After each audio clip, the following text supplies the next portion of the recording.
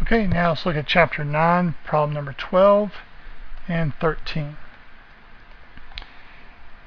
Same type setup here. We want to find the net present value and internal rate of return. So first we need to find the cash flows. So the initial cash flow, the intermediate cash flows, and this is going to be a 8-year project. So the intermediate cash flows are years 1 through 7, and then the terminal cash flow in year 8.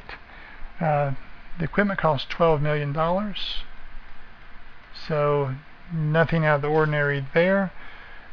Next I need to find my operating cash flows, and I start with my revenue.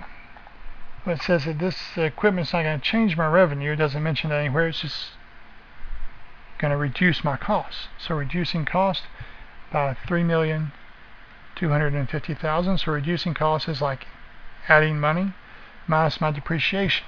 Okay, what about my depreciation? It says it's going to be fully depreciated, $12 million,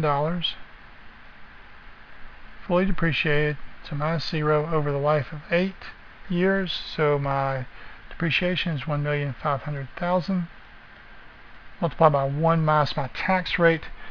The problem failed to mention the tax rate, which is my mistake. So let's assume 40%, and we'll add back the depreciation of $1,500,000, and that means my operating cash flows are $2,550,000. So $2,550,000, $2,550,000. And it says the equipment sold for $1 million at the completion of the project. This is different than the other times we've sold equipment at the completion of the project, because it's not sold for book value, it's actually sold at a profit. So what you would do, this is like ordinary income, so I need to take this and multiply by 1 minus my tax rate. So that's the key to this problem. It's the only way that's different. If I'm selling something that is not at book value, if I sell for above book value, I actually have to pay taxes on it. If I sell for below book value, you get a tax deduction. Just work through the math with that, and you're going to come up with $3,150,000. So we find the internal rate of return. This is cash flow 0. Cash flow 1 happens 7 times. Cash flow 2 happens once. It gives me internal rate of return of 14.096%. It says the cost of capital is 10%, so the net present value is $1,883,966.23.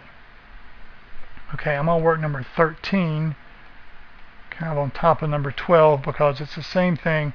We're just assuming this is sold for $3 million, not $1 million. So again, that's all profit, and it's going to be the amount you sell it for minus what the book value is, and that's going to change this cash flow to be $4,350,000. It's going to change this internal rate of return to be 15.075, and this net present value to be 2,443,775.09. The purpose of this problem is just to point out, all right, in the intro class, most of what we did, we just assumed no tax consequence at the sale of the equipment. There really is if it's different than book value. That's kind of the next step that you would take. So to kind of summarize here, we've done things in as simple a manner as possible. Not that this is simple, but as simple as we can. We've assumed cash flows come at the end of the year.